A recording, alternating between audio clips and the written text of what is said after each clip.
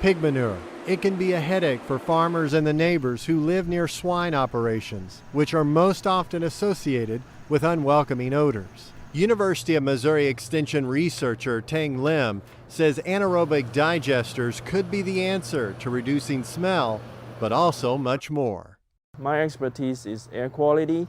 Having an anaerobic digester system which can reduce the odor emissions but also generate renewable energy is a fantastic tool that I'm looking at. At the MU South Farm Research Center, the anaerobic digester consists of 3 tanks. One tank stores manure. The other 2 host the oxygen-free anaerobic digestion process, where bacteria break down the manure, creating a biogas. A lot of the systems will be using that biogas for producing electricity and then supplying not only for the farm but also electricity for the community. But there are still many challenges with this type of system. Anaerobic digesters are expensive. Depending on farm size, costs can range from several $100,000 to several million. Currently, fewer than 20 hog farms in the U.S. use digesters. Also, the MU Ag Systems Management Associate Professor says people need to be properly trained to run a system like this. MU researchers look for ways to lower the cost and help train farmers.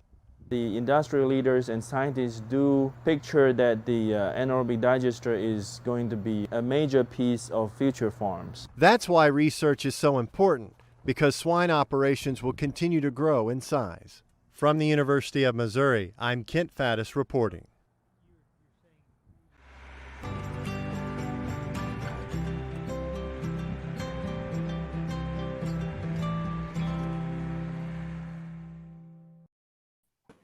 All right, hey, I'm Dan English over there. That's our director, Rachel Owen from the Most Policy Initiative. I am the program coordinator for the Missouri Local Science Engagement Network, and we are here today to talk about biogas.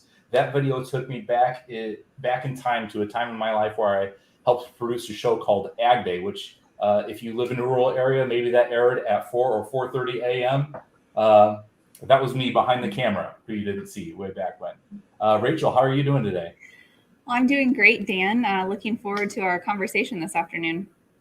Cool. Hey, but before we get to that conversation, let's give a quick promotional shout out to our nonpartisan science engagement in state and local governments. Rachel, can you give us a little rundown of what we're going to learn? Sure. So this is a workshop that we're hosting next month on July 20th. It's going to be a hybrid workshop. So we're going to have an in-person portion at the E-Factory in Springfield, Missouri. So if you're in that area, we'd love to see you in person. And then we also will offer it as a hybrid format. So you can join us virtually from wherever you're at in Missouri or across the country.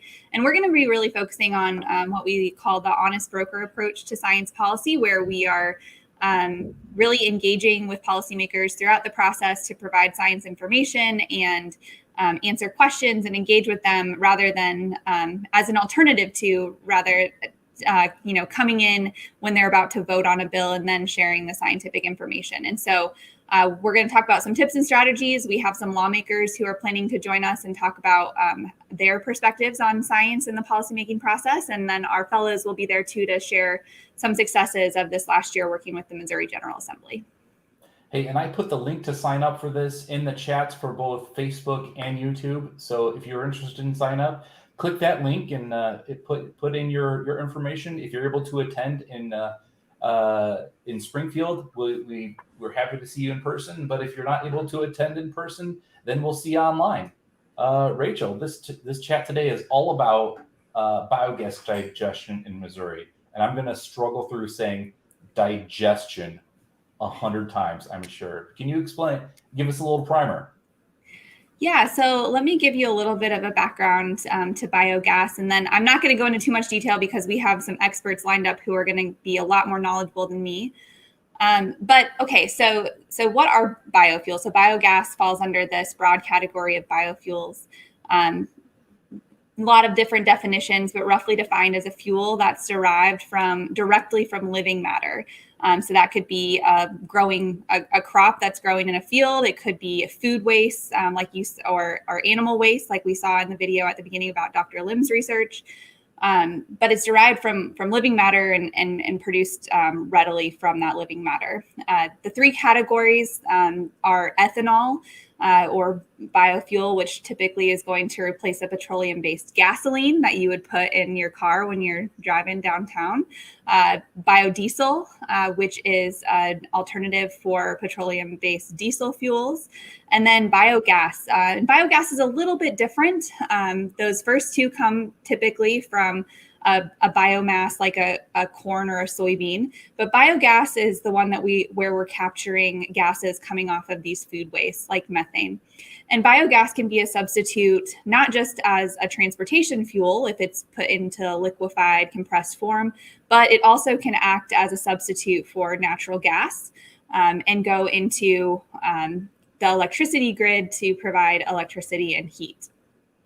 And just to tell you a little bit more about how this all fits into Missouri's energy portfolio. So in our state, 70% of our electricity is generated by coal. And you can see at the top of this chart here of our energy consumption that most of our energy consumed in the state of Missouri is coming from fossil fuels. And further, we consume about 8 times as much energy in our state as we produce in our state. And so there's a lot of opportunities for us to really grow our locally produced energy, and biogas and biofuels in general offer a great opportunity for that. As far as production, Dan, if you want to flip to the next slide, most of the energy that we do produce in state, so those fossil fuels that you saw there that are typically consumed, those are almost exclusively coming from out-of-state sources. But in state, we do generate about 11% of our electricity at the Callaway Nuclear Generating Station over near Fulton as nuclear power. And biofuels are starting to grow as an energy source as well. And Missouri has the 3rd largest biodiesel production capacity in the nation. We have 8 biodiesel plants across the state. And so this is a growing energy source, hopefully, and a source of energy production for the state. And one of our fellows right now, Eleni Bickel, and she was supposed to be co-moderating this. She's much more knowledgeable about this topic, but she is currently working on a landscape analysis of what it would look like to logistically scale up biogas and biofuels in our state in the supply chain. And we'll be producing that report over the next year.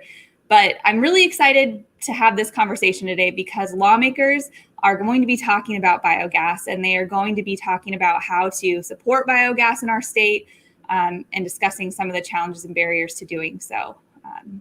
Okay, I will stop there and turn it over to the experts.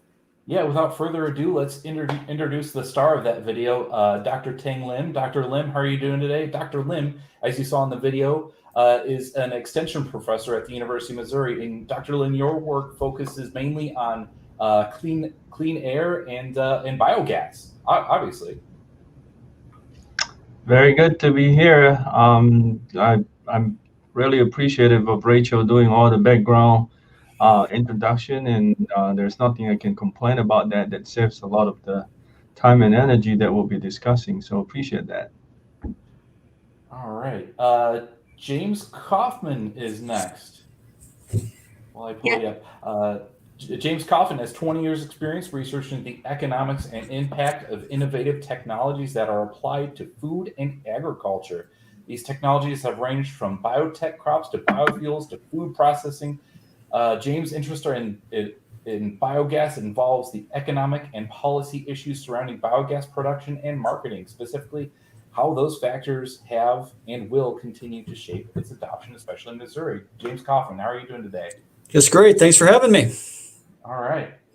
And last but certainly not least, Brandon Butler. And help me pronounce your organization right. Rosalane? It's Raceline. It's a German spelling of Raceline, yeah. Okay. Well, hopefully you won't hold that against me. I certainly won't hold your going to Purdue against you. So I'll let you. I'll let that slide at least for today. Brandon, how are you doing today? Doing great. Thanks a lot. All right. Without any Can I just further say ado- real fast, Brandon has been supportive of Mo since the very beginning. I think you wrote our first letter of support. So just want to say a quick thanks to Brandon for being here today and for being so supportive of us over the years. We're glad to have you. I'm very proud of how far you've taken it, Rachel. It's very impressive. Go Boiler. I'm also Purdue grad. Oh my gosh, I'm outnumbered here. So I've All got, right, I've got, see you later. I've got Mizzou and Uh-oh, we have energy issue. I gotta move around more in this room that I'm in, I guess. We've got to deploy more biogas to keep those lights on, all right? I'm sitting too still. Rachel, do you want to take the first question? Sure. So we'll go ahead and jump right into a little bit more of the background on biogas. So this is a question for James.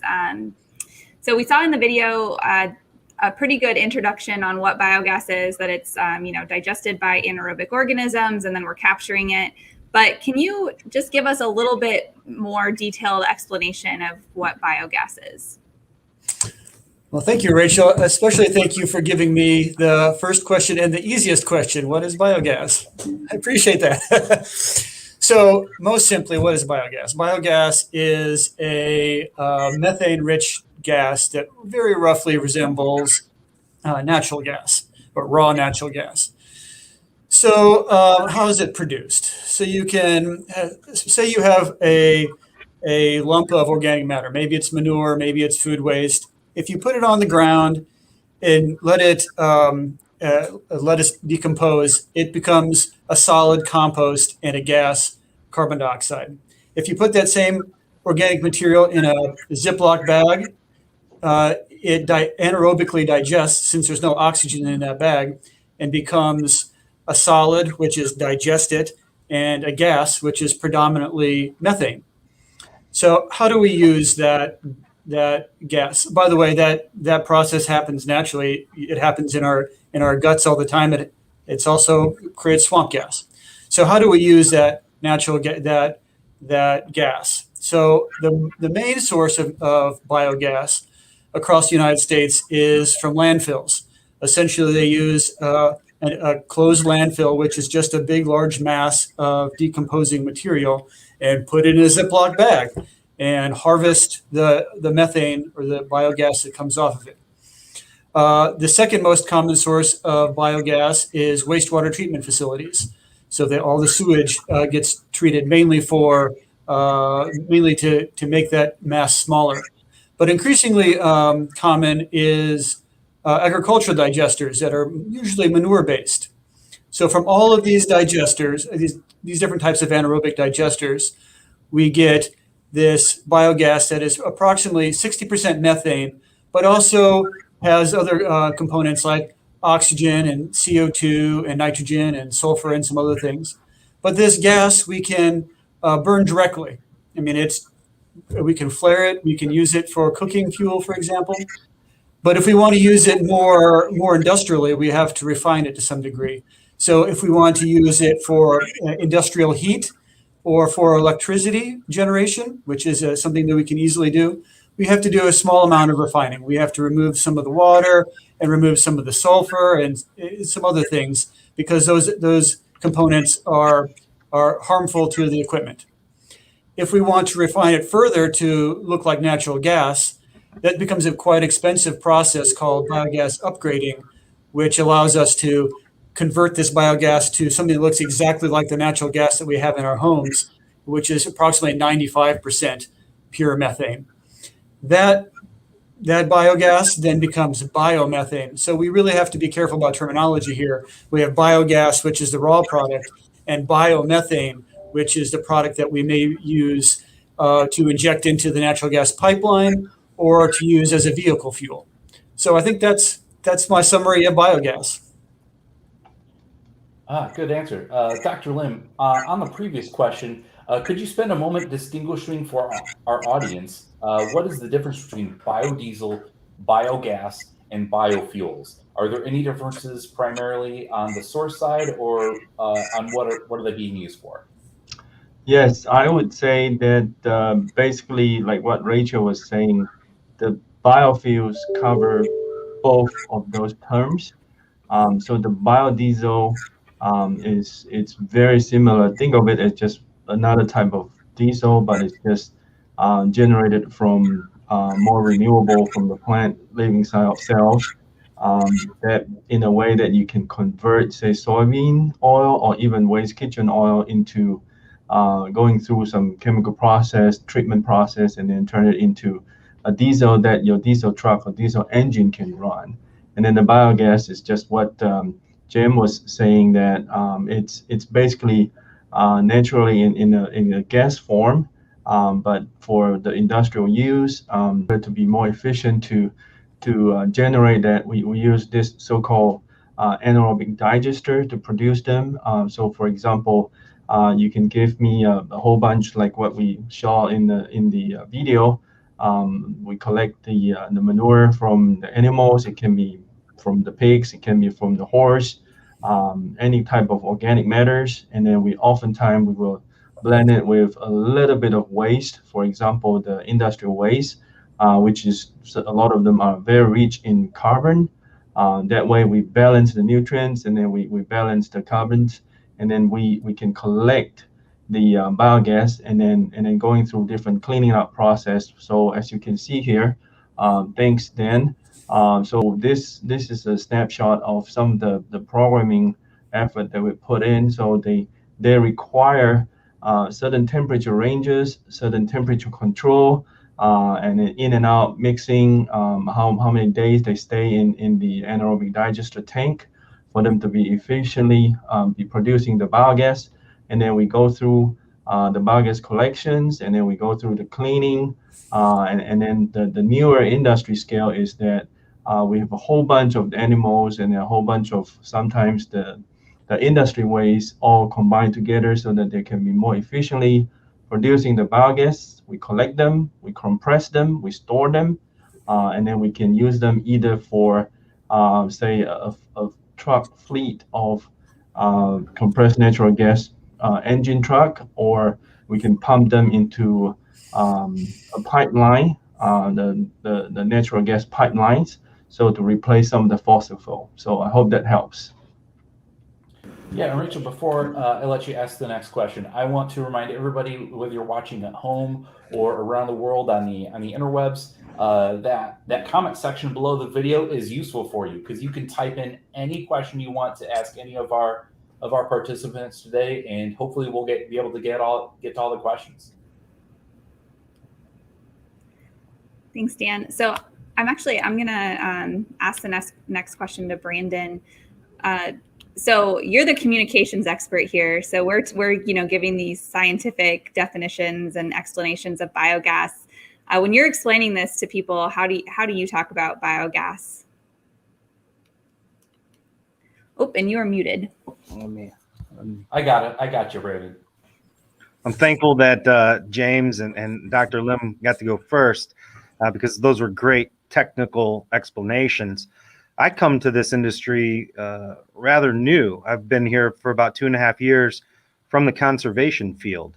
And during my time in conservation professionally, we heard a lot about CAFOs and these large-scale factory farms and a lot of the negativity surrounding them. And when I met our founder, Rudy Raceline, and started learning about the environmental improvements that he was making on these farms through the biogas production process, I was just floored by the idea that we can actually bridge the gaps between conservation, agriculture, and environmentalism. So really, that's what drives my passion in this industry, is the fact that we now have an opportunity to produce a clean fuel while improving agricultural practices on these large-scale farms. So really what James said, his explanation of what biogas is and how it's made, was perfect. And then Dr. Lim explained really what we do at Raceline. We go up to large-scale farms and we cover the lagoons. So we cover 4-acre lagoons that each are collecting the waste from about 8,000 hogs at a time. And all of those gases that used to emit into the atmosphere significantly contributing to climate change, causing odor and stench for local residents. We capture those gases and turn that waste product into a very valuable, clean burning fuel source. And you talked earlier about this gas being used for electricity.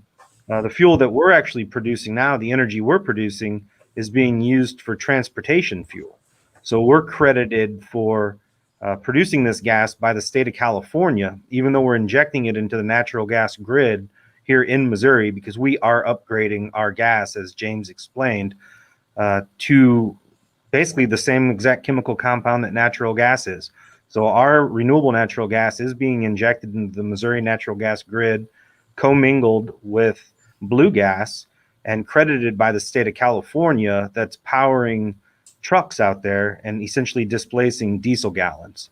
So when it comes to climate change, air quality, water protection, all of the things that I've cared about for so many years, I'm able to serve those parts of my desires professionally and personally, while also being on the forefront of this new energy revolution. So it's very exciting for me.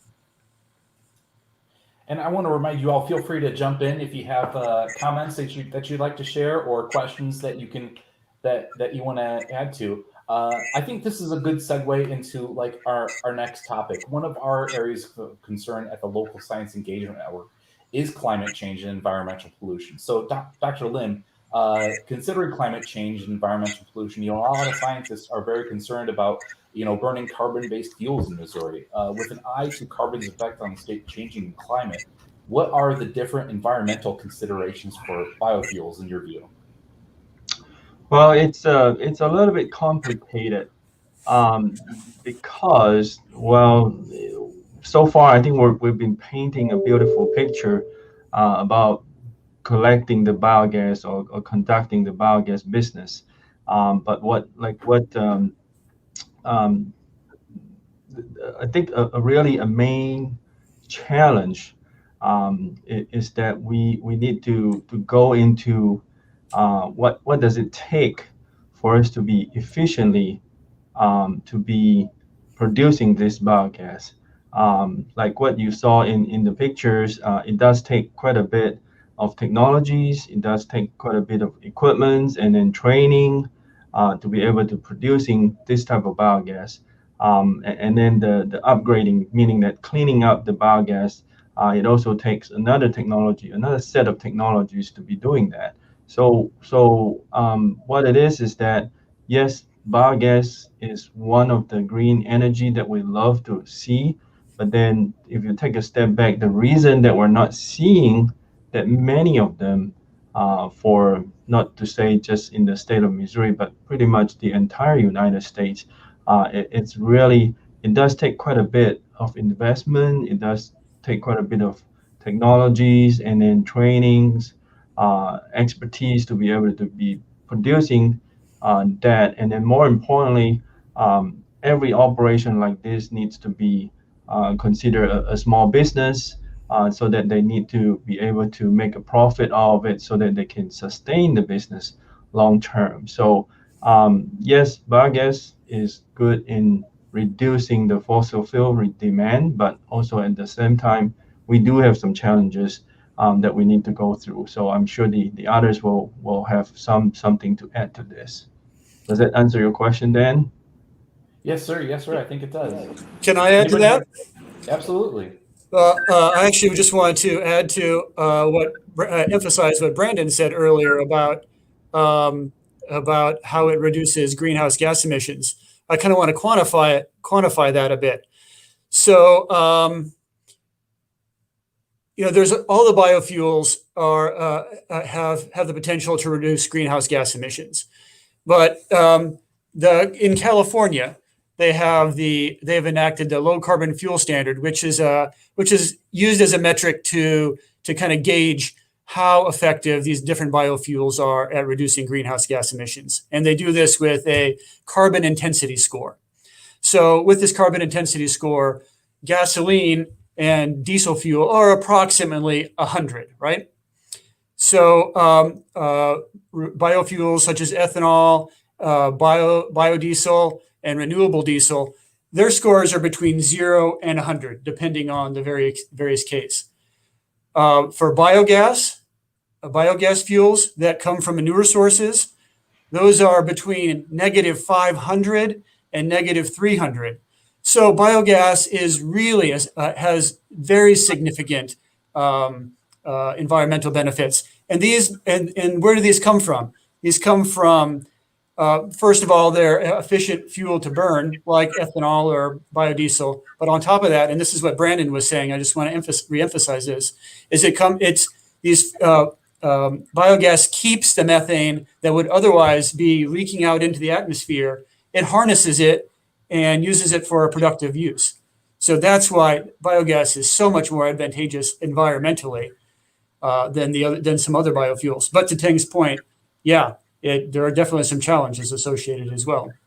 Yeah, our CI score that's currently posted is -374, and we will soon be announcing one closer to -440.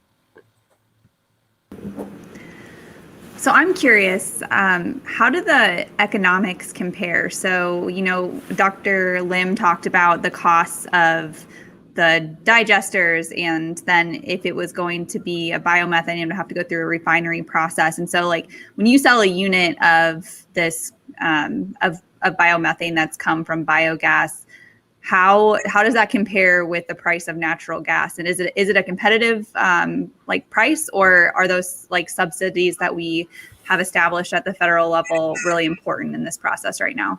I'll jump in real quick on this, and I'm sure James and Dr. Lim can back me up. But the answer is no. It's not competitive currently, because the low carbon fuel standard, and based on the CI score and the renewable identification number credits, the RINs, D3 RINs in our case, we're getting about $100 for an MMBTU of gas. An equivalent of blue gas, so fracked natural gas, is going to be somewhere around $3. So we're constantly having utility companies come to us and try to purchase some of our gas, but they simply can't compete with the stacked credits that we're getting through the low carbon fuel standard, the LCFS that James talked about out in California. Legislation is changing. We have a bill on Governor Parsons' desk. We're hoping he gets it signed soon. A voluntary renewable natural gas program that the utility companies and myself and others worked really hard on this year, that'll allow for utility companies to use RNG in place of regular gas. But that means there has to be new sources for that. We at Raceline, we're looking at very soon, hopefully, producing renewable natural gas from the digestion of prairie plants, prairie grasses, and cover crops. And, again, to James's point, it'll be closer to those scores of ethanol because there's so much diesel used in the production, transportation, and usage of that gas. So the CI scores that he mentioned, that's partly how they're factored in a very simplistic sort of way, is the fact how much fossil fuel is being, how much fossil fuels are you using to produce, use, and transport that. So if we're planting these native grasses and harvesting them with tractors and moving them with trucks, so that'll significantly lower our CI score. The reason we're getting the high CI scores on the swine is because there's almost no movement of that gas before it's injected into the grid. So to answer your question concisely, no, it's not a comparable price right now because of the credits that we're getting. So just to add to it, what Brandon was describing was that, well, I think there are some very specific terms that we are familiar with. For example, the CI score versus the RIN numbers versus the LCFS versus the federal. But I think the general consumers can just forget about all this because there are different programs either at federal level or state levels. The good thing is that, for example, what Brandon was saying, that a company as far away from California, we can still contribute to that network and to be getting the credit for producing, upgrading, and selling that renewable energy gas. In this terms, is the biogas from the pig poop. In a way that, yes, we're so far away, but as long as you can verify that, you go through a third-party thing, and then there's that scoring system just to measure how good you are, how green you are, and then they're going to give you a score, and then using that score to pay your effort for doing that. And that's the key of what we're talking about here. Just producing the biogas and sell it as a renewable compressed natural gas, it's not enough to pay for those projects. But thankfully, we have different projects out there, different incentive projects out there that we can tap onto to get some more income to help pay for those activities. So that's really what it is. Well, as the agricultural economist, let me jump in here just quickly. So first of all, to everyone's point, yeah, biogas cannot compete, especially with commodity natural gas or commodity electricity. It's valued differently. It's valued for its environmental benefits. But I think Brandon and Tang have tackled this pretty well. Let's look at it from a different angle. Let's look at it from adoption. So how many biogas digesters are there out there? And there are, in state of Missouri, there's 22 landfill biodigesters at landfill gas landfills. Landfill gas is probably the cheapest way to make biogas. And across the country, there's 650 or so. I'm not sure. In the state, there's 11 operations at wastewater treatment facilities, and there's 11 or 12 operating agricultural digesters within the state, which Brandon has some experience, some knowledge about.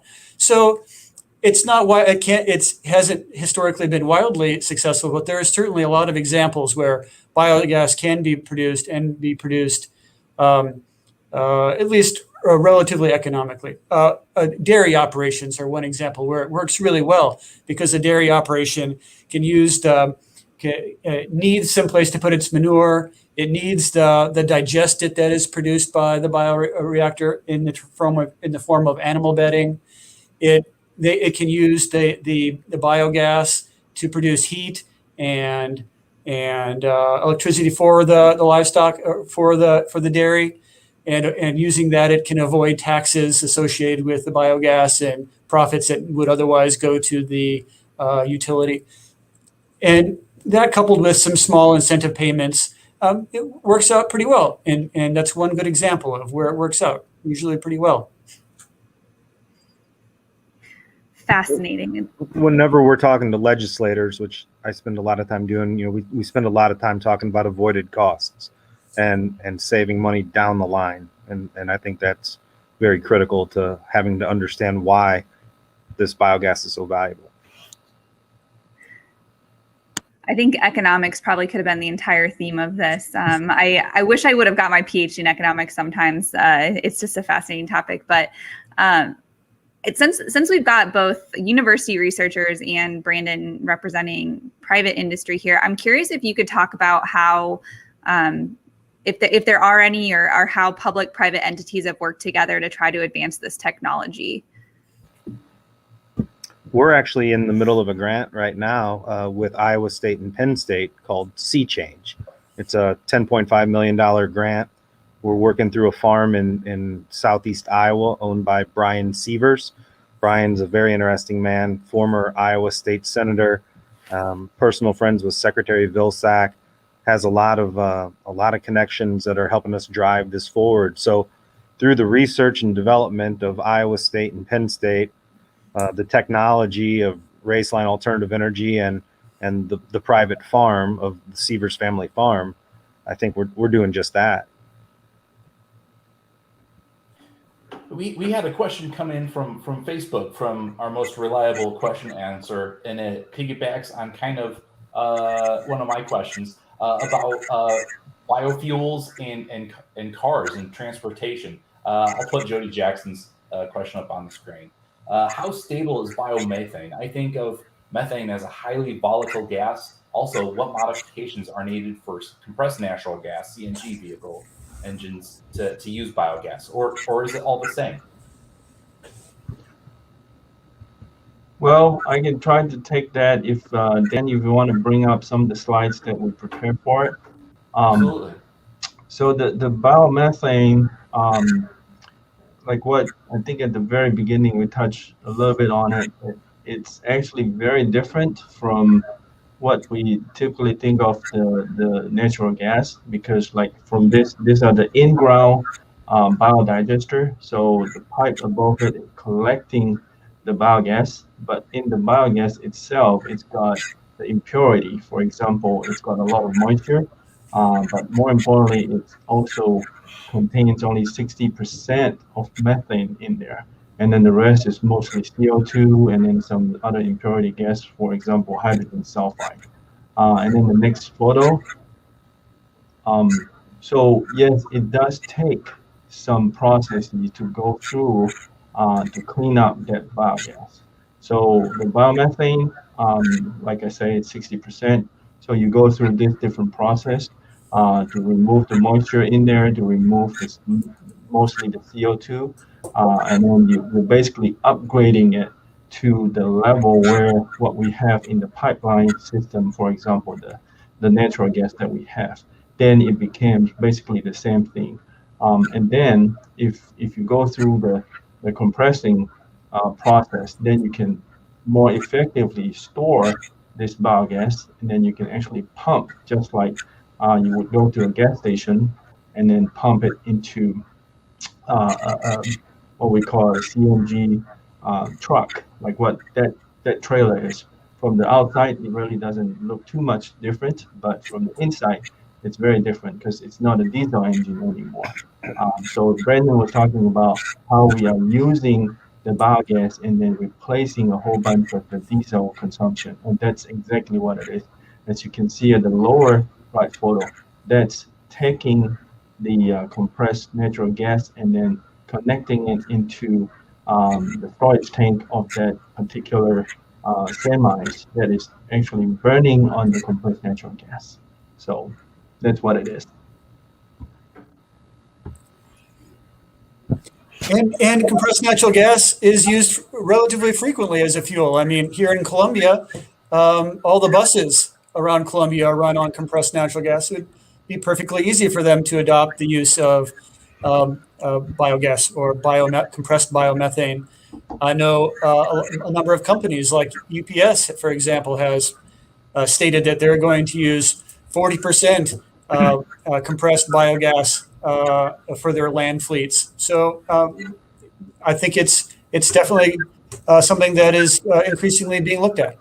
I know UPS has converted 160,000 of their vehicles in California already to CNG. It's very interesting how we all live in one country, but there's so many differences around the states. And my first trip out to California as a person in this industry, I was introduced to CNG stations. I didn't even know they existed. You can pull up and fill a vehicle up with compressed natural gas. It's pretty wild. I had similar experience, but I think that it was at least 8 years back when my second trip to China, somebody was driving me and then they pulled up to that and I said, hey, that looked different. That gas pump looked different. And then instead of pumping in the back, he would pop up front, the hood up front, and then connect the pipe to it. So that was quite a unique experience. But then if you want to bring up a couple more slides that I gave, to James' point, that's exactly what a lot of people don't realize. So we do have the CNG vehicles in, say, the Columbia, Missouri bus system. But I think the newer thing, the next slide, please, is that we're also seeing some electric buses. So they're actually, in a way, competing with each other. And then next slide. So this was interesting. We talked a little bit about the landfill gas. So City of Columbia, they have the landfill gas collection system. They recycle the leachate so that they enhance the biogas production from the landfill system. But see that if you read hardly, I think you can see the CNG power vehicle. That actually is I took it right at the backyard of our ag engineering building. I didn't realize that they were using it until I saw that, and then I was happily taking that photo because that particular garbage truck was actually powered by the CNG, and I'm hoping that it's actually the same CNG that was produced at the same landfill site. So there you have it. We have a lot of subtle changes that are happening between what back then and now, and a lot of people don't even realize that. And I will add to it, actually, there are more users of it too. For example, if you pay attention, there are lawnmowers that are actually running on CNGs, and then there are forklifts that are using the CNG gas too. So I remember way back, and this is way back in my childhood. I was a foreign exchange student in Australia, and I thought it was so crazy that my family's family car that had a switch inside of it that you could switch between petroleum and compressed natural gas. So that existed way back in the 1990s in Australia, and it's cool to think that we're getting something like that here right now. I think the transportation aspect of this is so interesting. So many car manufacturers say they're going to increase their electric fleets. Some are going all electric by 2030. Does some of these biogas technologies have a future in electric cars, saying powering generating stations to charge cars? I had a really interesting conversation this morning with Charles Love of Love's Truck Stops. When you're driving around and you see those truck stops, I mean, guy's name's on the building, right? And we were talking about a Washington Post article that recently came out talking about the differences between electric buses and CNG buses. And when we were talking about just that, and we're both in the industry, he actually runs a division of Love's called Trillium, which is the renewable natural gas and renewable energy division. And we do both believe that eventually, you'll see renewable natural gas being used to create electricity. So it's not one and the same, but we're heading down the same road, to be cliche. I think I'd agree with that. I think it's electric vehicles are becoming pretty dominant. They may not completely displace CNG vehicles, but they certainly are. They're certainly doing pretty well. But to Brandon's point, it seems like that biogas may be used for electricity more. So I just saw just recently, we were talking about the low carbon fuel standard in California, that they certified a pathway to use biogas to generate electricity for electric vehicles. And the CI score for that, we were saying earlier, biogas was maybe negative 400 or 300. Well, the CI score for this biogas electric car was negative 750. So there, obviously, the incentive payments associated with that are going to be very significant if it goes forward. If that's the case, I imagine there will be some incentive some additional incentive to produce electricity for vehicles. I'm taking notes over here. That's interesting stuff. That's really fascinating. I could talk about electric cars and transportation all day, but we did just get another question in, and it kind of goes into the next question that we had on the list for you guys about CAFOs, or concentrated animal feeding operations. I'll put Ashlyn Gardner-Busick's question up on the screen. She asks, one of the biggest concerns with concentrated animal feeding operations is the amount of manure generated and then applied to surrounding land. How does anaerobic digestion change the nutrient content and amount of manure? I will start first, I guess, being the agriculture engineer in this group. In a way that the anaerobic digestion process does not really change the nutrient content in terms of the quantity of them, because you have to think about the manure is basically recycled and used as crop fertilizer. So we're putting the anaerobic digester in between that, and then what it does is that it, in a way, it's providing the digestion's process, temperature, lack of oxygen conditions to extract the the carbon from it and then turn it into one kind of a fuel, which is the biogas in this way. So what it essentially does is that it reduces the carbon content of the manure source.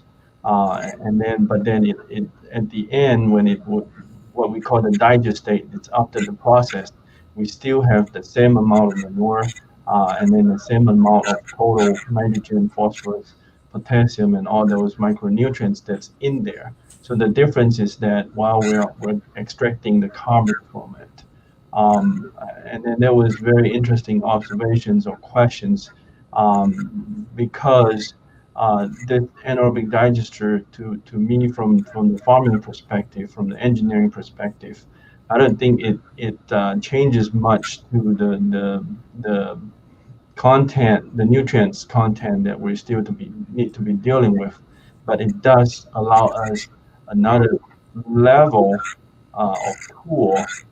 For example, the odor reductions, because the digestate is much less odor, and then we have a process going through this that we have a much better chance of getting the more consistent digestate than the manure, because the manure, when you're thinking about the farming issues, that they have to be stored for generally about 6 months to a year before they can be applied as a crop nutrient. So adding another process here, it does help. So I'm sure Brandon and James can add to this. I'll jump in. Being in a partnership with Smithfield Foods, the largest pork producer on the planet, this has been an interesting evolution for me personally, because as I said, I come from a professional conservation background, and I've worked with a lot of organizations that are adamantly opposed to CAFOs. And if you'd asked me these same questions 3 years ago, I would have had very different answers. But now that I've become so aware of what's going on the farms that we operate on. So for example, we are in a joint venture with Smithfield Foods called Monarch Bioenergy to produce biogas on their 9 farms in North Missouri. We just completed those farms in May. So we have 83 digesters now, or 83 covered lagoons, supplying gas to the digesters that we have in the gas purification in North Missouri. So that's a lot of hogs. And I've come to understand that, sure, the environmental concerns do still exist even after we have installed these systems, but the odor is essentially eliminated. You simply just don't smell it. We've had legislators up there, we've had environmental groups, agriculture groups, and that is a consistent takeaway. It's unbelievable how drastically the air quality improvements are once these systems are installed. Now, you do still have to take the digestate and the solids, and they are land applied, but those 9 farms consist of 50,000 acres. So they own 50,000 acres where they are land applying, and fertilizers are also being produced from these that are being sold commercially. So they're really looking for opportunities to turn the waste into viable products. And I'll tell you the truth, they're trying to make environmental improvements. And I've been called a turncoat. I've been told that I'm greenwashing. But the reality is that we're going to have 9.5 billion people on this planet by 2050. Trying to come up with protein for those people is the hardest thing we have to do to keep a healthy population fed. And these CAFOs are not going away. So if we can find ways to make them more environmentally friendly, to make them more accountable for the mistakes that are occasionally made, and forcing change to ensure those mistakes are made less frequently in the future, then I'm proud to be part of that. And I think we're doing, a remarkable job of taking a waste product and making it into a clean energy source while continuing to help feed the world. And I only see it getting better in the future. So while it's not perfect, it is improving. So I have kind of maybe an economics question to piggyback on that. Does the potential to produce biogas and biofuels make it more attractive for CAFOs to expand and operate more? I've heard that question before quite a few times, and they're not going to invest in livestock if there isn't a market for that livestock. I'm sure our economics expert can jump in here, but it's a supply and demand issue. Like, they're not going to raise pigs just to make gas. However, I've also heard that at some point the gas produced will be more valuable than the pigs produced. So it's a it's a two-sided coin for sure.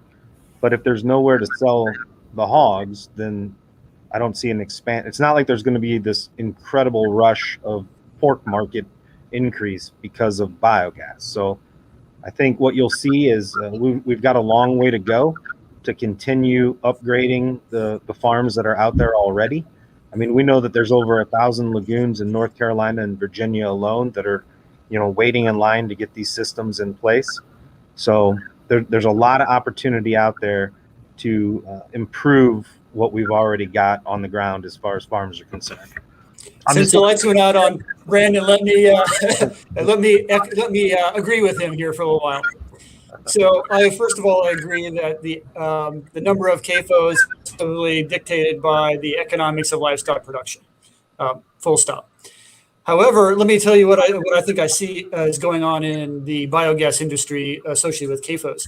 So what I have seen is a lot of or a number of environmental companies that are looking to produce biogas, and they're looking for a feedstock. And they find that CAFOs, especially large CAFOs, and especially CAFOs that are located closely together, are a very attractive source of feedstock.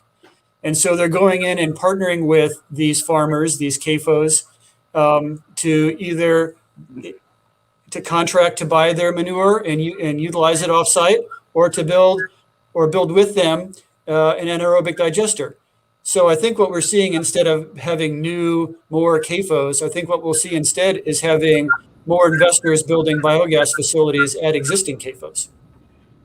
I will add to it. First, I want to thank people like Wasteline Energy is helping to improve the renewable energy scheme of things, because if it's not for their investment, this type of activities or this type of business would be very, very difficult. Because think of it that way, the Wasteline group are already trying to help covering the lagoons without even tapping onto the California LCFS program.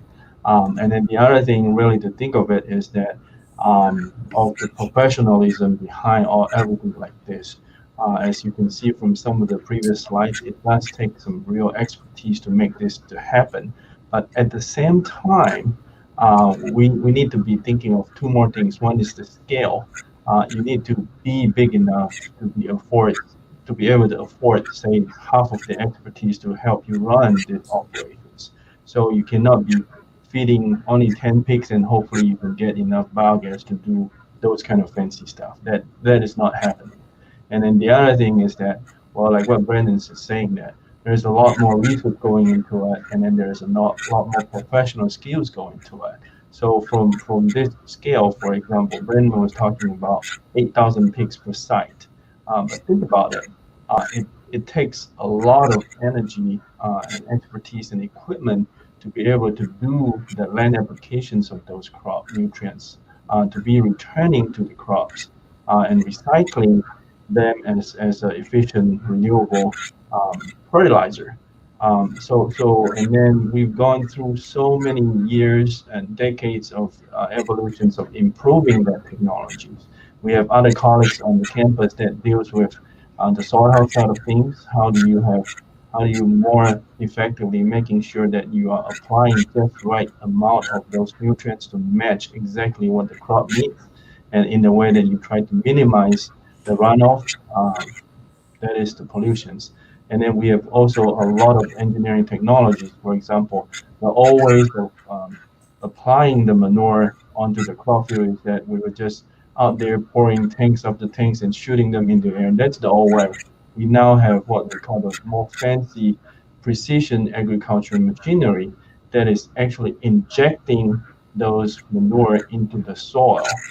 So they are reducing the odor, they are better protecting the nutrients over the long term, and then they are significantly reducing the runoff potentials, things like that, So there's a lot of the things behind the scene that people actually put into those details and technologies and expertise and training to make the whole thing happen. Well, that's great information. Thanks for adding that.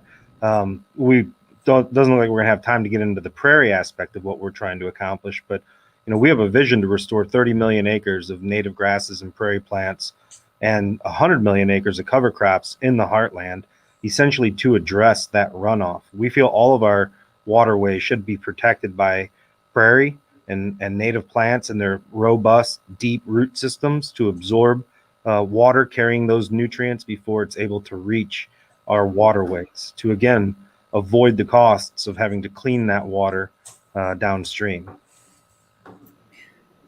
I really love that it's ended on this point of, working with row crop producers and, livestock producers and kind of integrating practices into that whole system.